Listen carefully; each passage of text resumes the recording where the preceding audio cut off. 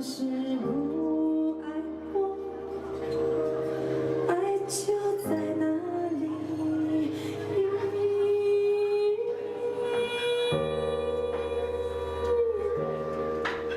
我曾不见。那我如果作为一个创作人来说，我只关心我自己写的东西是不是真诚地记录了我自己的内心，我只关心这个问题。就是一个做音乐的一个生活人。其实他的满心的音乐就是他自己生活，所有歌都是他自己生活里发生的事情。满心为经理看来心情不错，得奖的喜悦溢于言表。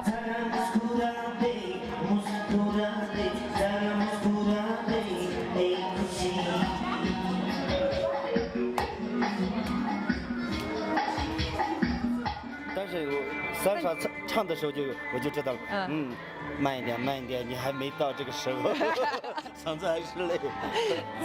再好好调一段时间，绝对出来了。好了，那我好了，拜拜啊，一会儿拜拜。这次不是得了一个奖吗？就是原创音乐，这个扶持项目。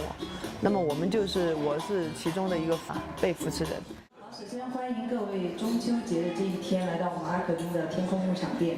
那今天的开场呢，我希望把中秋的祝福，包括我们阿克丁的祝福送上，那就是阿克丁的电歌《时光多美好》。他们对那首《时光多美好》都非常喜欢。那么那首音乐就是跟哈斯，就是我们叫浆糊乐队嘛，就是我们自己弄的嘛。那么虽然曲是我写的，但是从整个音乐的编配、整个的风格这些的话，都是哈斯啊、老王啊，我们大家共同去把它营造出来的。所以这个我觉得是一个集体的一个作品，就是一个乐队的作品。时光多美好也是阿克丁的电歌。这首歌曲给来到店里的人们传递了很多快乐。歌声高过那不坚定的山，满山的杜鹃花为他们盛开。像漫过那样的道路。